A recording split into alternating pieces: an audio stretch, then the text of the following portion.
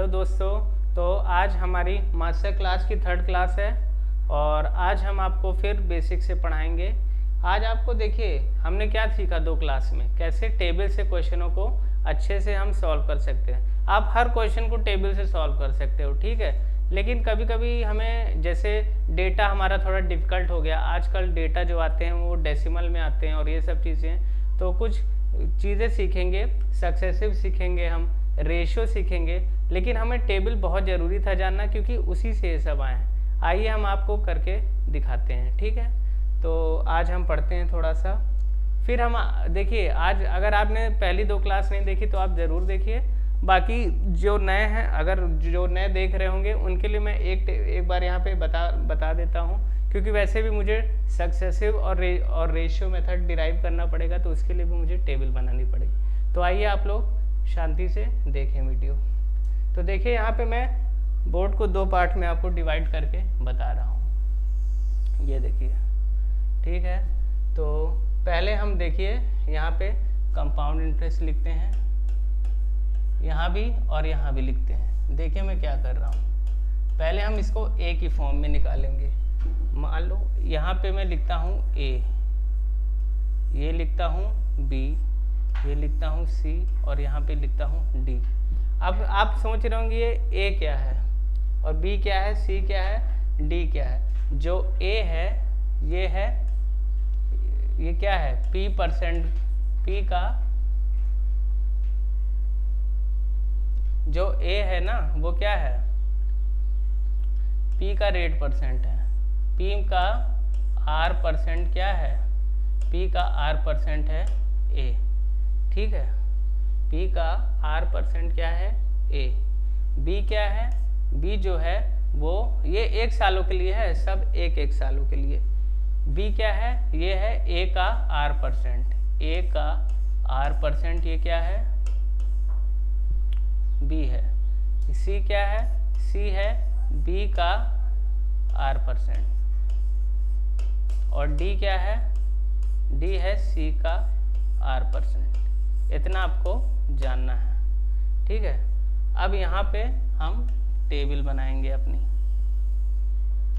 First year के लिए, second year के लिए, थर्ड ईयर के लिए और ये फोर्थ ईयर के लिए। मैं आपको देखिए कैसे सक्सेसिव आया, कैसे रेशियो, पहले आप रेशियो सीखिए कैसे रेशियो मेथड आया। तो रेशियो से भी, रेशियो क्या है, कुछ नहीं है, बस ये टेबल मेथड का एक शॉर्ट फॉर्म है, वो हमारा क्या है, रेशियो मेथड। तो हमारी बेसिक क्लास है तो आपको समझ में आ रहा होगा हम कैसे एकदम आराम आराम से चीज़ों को लेके चलेंगे। ये 23 वालों के लिए टारगेट करके हम चल रहे हैं। जो देखिए पहले साल का क्या है, देखिए मान लीजिए मुझे प्रिंसिपल है ये P, इसका प्रिंसिपल क्या है, P है। ये क्या है, ये है प्रिंसिपल P, ये है राशि हमारी प्रिंसिपल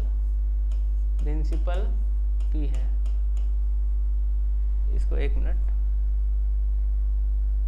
ये हमारा क्या है, प्रिंसिपल है। इतना समझ लीजिए, लिखने की क्या जरूरत है। ये हमारा प्रिंसिपल है और रेट परसेंट क्या है, R ही मान लीजिए।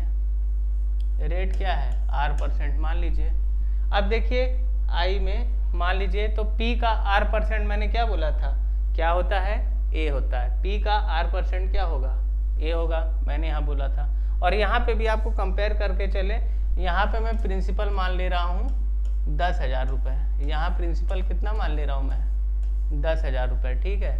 और यहाँ पे रेट मान ले रहा हूँ 10%, और टाइम कितने सालों के लिए है, 4 सालों के लिए। टाइम है 4 इयर्स, टाइम मैंने कितना मान लिया है, 4 इयर्स। यहाँ भी टाइम कितना है, 4 इयर्स, टाइम कितना है, 4 इयर्स के लिए। तो पहले साल क्या होगा, पहले साल मैंने क्या बोला था, P का R% क्या होता है, A होता है। तो पहले वर्ष हमें जो ब्याज मिलेगा क्या मिलेगा, A मिलेगा। यहाँ पे देखो दोनों में कंपेयर कर रहा हूँ, आप देखिए आपको आगे पता चलेगा, बहुत अच्छी चीज़ मैं डिराइव करूँगा। यहाँ पे क्या है, इसका प्रिंसिपल है, प्रिंसिपल का रेट कितना है, 10% है। तो यहाँ पे जो पहले वर्ष आएगा, यहाँ देखिए, यहाँ भी first year, second year, third year और ये फोर्थ ईयर, ठीक है। जो पहले वर्ष हमारा जो चक्रवृद्धि ब्याज आएगा वो क्या आएगा, 10% कितना हुआ, 10,000 का 10% कितना हुआ, एक जीरो गायब करो, ये हुआ 1000। पहले मैं इसको बना रहा हूँ, एक इधर बना रहा हूँ, एक इधर बना रहा हूँ। अब दूसरे वर्ष इसमें क्या होगा, मैंने क्या बोला था, जो ये होगा क्या, ये एक एक वर्ष के लिए है। अब देखिए क्या है, दूसरे वर्ष क्या होगा, धनराशि पे तो इंटरेस्ट आएगा ही, तो धनराशि पे जो इंटरेस्ट आएगा वो क्या आएगा, P का R%, वो क्या होता है, A होता है। दूसरे वर्ष भी धनराशि पर जो प्रिंसिपल आएगा वो क्या होगा, A होगा इधर। और फिर लेकिन क्या होता है, कंपाउंड इंटरेस्ट में ब्याज पर भी ब्याज मिलता है। दूसरे वर्ष जो ब्याज हमें मिलेगा, ये पहले साल के ब्याज पर भी ब्याज मिलेगा, यही होता है हमारा कंपाउंड इंटरेस्ट। तो पहले साल का जो इस पर जो ब्याज मिलेगा वो क्या होगा, वो होगा A का R% क्या होगा, ये यही तो होता है हमारा ब्याज। ये सब क्या है, हमारे ब्याज है, A B C D ये हमारे क्या है, ब्याज है। A का R% करेंगे तो क्या आएगा, B, यानी जो A पर R की % की रेट से जो हमें ब्याज मिलेगा वो क्या मिलेगा, B मिलेगा। समझ गए ना। इस पर क्या मिलेगा, 1000 था तो दूसरे वर्ष धनराशि पे तो मिलेगा ही 10% ब्याज, तो ये भी क्या होगा, 1000 होगा। लेकिन इसमें क्या होगा, दूसरे वर्ष का पहले वर्ष का जो ब्याज आया है उस पर भी ब्याज मिलेगा, तो ये क्या हो जाएगा, इसका आप कर दो 10%, तो ये क्या हो जाएगा, 100 हो जाएगा। ये क्या हो जाएगा, 100 हो जाएगा। अब तीसरे वर्ष जब आएंगे तो क्या होगा, ये तो मिलेगा ही, A तो मिलेगा ही, ठीक है, A तो मिलेगा ही धनराशि पर। अब A का जो ब्याज कितना है, B है। इस वर्ष इसके पहले वाले जो इंटरेस्ट आएंगे ना, उस पर भी ब्याज पे ब्याज लगेगा। कंपाउंड इंटरेस्ट ये होता है, पहले धनराशि पर मिलता है, उसके बाद क्या होगा, धनराशि पर पहले मिलता है, उसके बाद क्या होगा, जो इंटरेस्ट आए हैं 3 वर्ष से पहले वाले, उस पर भी ब्याज पर ब्याज क्या होता है हमारा, कंपाउंड इंटरेस्ट। तो इस पर भी क्या मिलेगा, B मिलेगा, तो ये भी क्या हो गया, B हो गया। और फिर इस पर भी क्या हो गया, ये इस पे क्या हो गया, C हो गया। समझ रहे हो ना। अभी देखो बहुत प्यारी चीज समझ में आएगी। इसमें क्या हुआ, तीसरे वर्ष क्या होगा, प्रिंसिपल पे 1000 तो मिलेगा ही, बाकी इस पर जो इंटरेस्ट आए हैं इस पर भी ब्याज मिलेगा। 1000 का 10% निकालो कितना आएगा, 100। 1000 का 10% निकालो कितना आएगा, 100। और इसका क्या आएगा, 10% निकालो कितना आएगा, 10 आएगा। ठीक है, अब आते हैं हम चौथे वर्ष पे।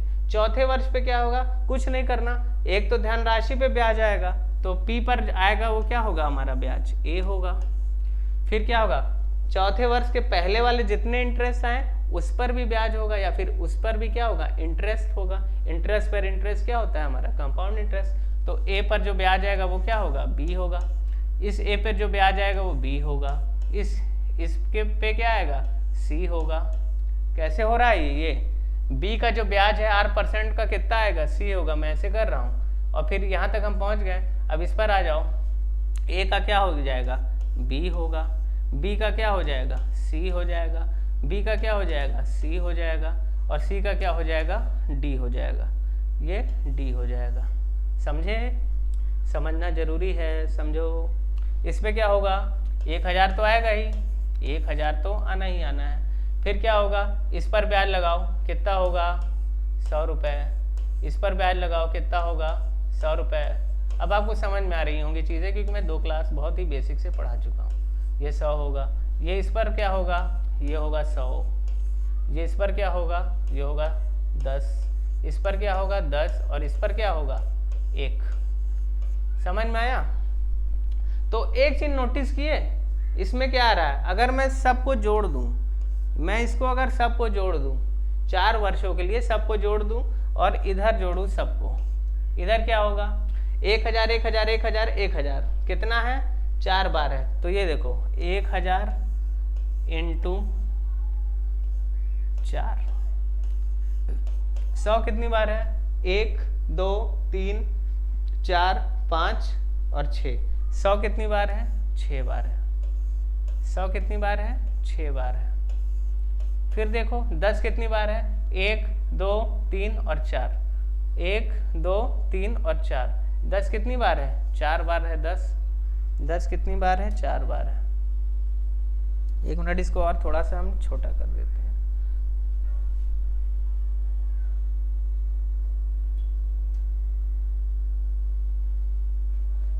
ना, इससे ज़्यादा छोटा नहीं हो पाएगा, ठीक है। 10 कितनी बार है? 4 बार है, ठीक है।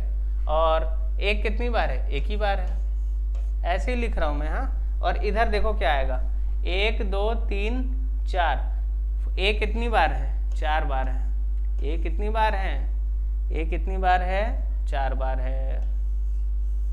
B कितनी बार है? देखो 1 2 3 4 5, एक B कहाँ गया? ये है 1 2 3 4 5 6। B कितनी बार है? 6 बार है। C कितनी बार है? देखो 1 2 3 4। C कितनी बार है? C है 4 बार, तो C कितनी बार है? 4 बार है। और D कितनी बार है? 1 बार है। 1 × D। अब देखो मुझे इसको और इसको कंपेयर करो, इसको और इसको कंपेयर करो। जो कंपेयर करेंगे हम यहाँ लिख देते हैं, ठीक है। जो हम कंपेयर कर रहे हैं दोनों को, उसको मैं यहाँ लिख देता हूँ। देखो 4A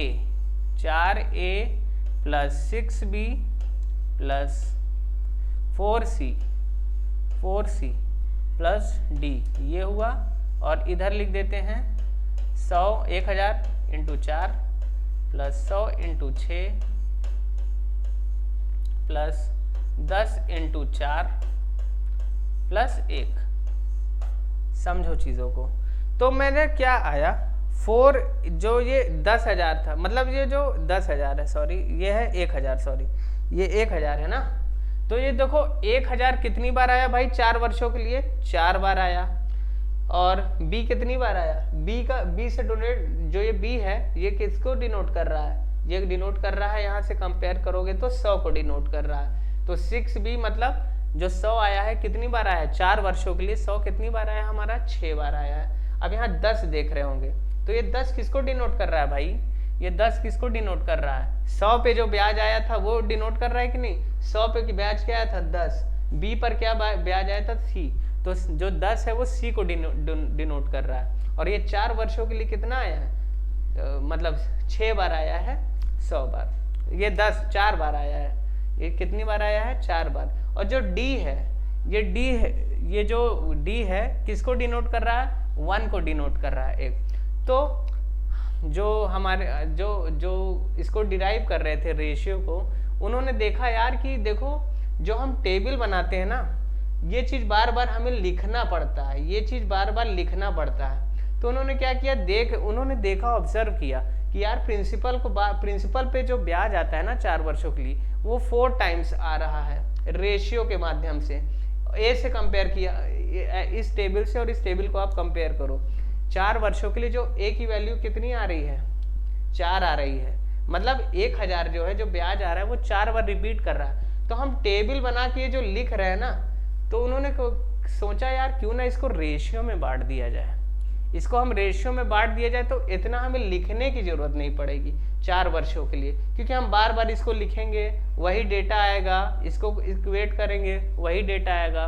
तो हमने क्या किया, टेबल का एक शॉर्ट तरीका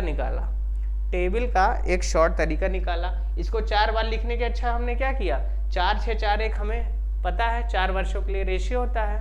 यहाँ से आ रहा है ना, देखो 4 6 4 1, 4A 6B 4C 4D। तो हमारा जो रेशियो आ रहा है 4 6 4 1 हुआ। यानी हमने क्या करेंगे, हम क्या करेंगे, हम देखो 4 6 4 1, 4 कितनी बार आ रहा है? 1,000। मैं इसको एकदम आराम से बता रहा हूँ ताकि आपके माइंड में ये चीज़ फिट हो जाए कि रेशियो जो आया है ना वो टेबल से ही आया है। ये जो ब्याज थे हमने इसको 4 बार, जो धनराशि पे ब्याज आ रहा है वो 4 बार ए से डिनोट कर रहा है। तो ये रेशियो हमारा निकल के आ गया 4 वर्षों के लिए। 4 वर्षों के लिए रेशियो ये निकल के आ गया। तो जब भी हमसे ऐसा क्वेश्चन कुछ पूछेगा, डेटा हमारा ऐसे ही आसान होगा, तो हम क्या करेंगे, 4 वर्ष के लिए 4 6 4 1 अप्लाई करेंगे। 4 6 4 1 अभी मैं बताऊंगा कैसे करेंगे। 4 6 4 1 फॉर 4 ईयर्स, T4 का मतलब 4 साल के लिए। एक चीज़ और देखो, अब 3 साल के लिए लोग याद करवाते हैं 3 3 1, ये कैसे आया होगा? 3 वर्ष के लिए देखो, 3 बार A आया है। T3 के लिए कैसे हम करेंगे, देखो 3 वर्षों के लिए देखो 3 कितनी बार आया है, 3 कितनी बार आया है इसमें देखो, 3 वर्षों के लिए अगर हम करना चाहें तो 1 2 3, 3 कितनी बार आया है, 1 बार। बी कितनी बार आया है, 3 बार। बी कितनी बार आया है, 3 बार। और सी कितनी बार आया है, 1 बार आया है। और इसमें देखो टेबल से अगर कंपेयर करते हैं तो T3 के लिए 1000 कितनी बार आया है, 3 बार आया है। 100 कितनी बार आया है, 1000 कितनी बार आया है, 3 बार। 100 कितनी बार आया है, ये भी 3 बार।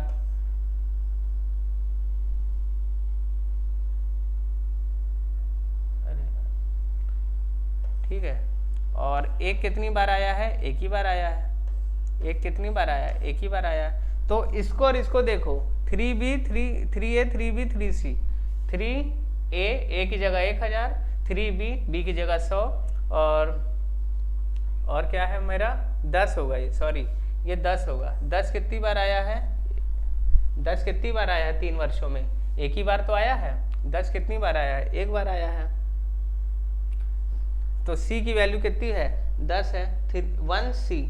तो हमारा 3 वर्ष का जो रेशियो आया ना टेबल से ही आया, ये कितना हो गया, 3 वर्ष का जो रेशियो आया वो क्या होगा, 3:3:1। ये याद कर लो, ये याद करने की जरूरत है।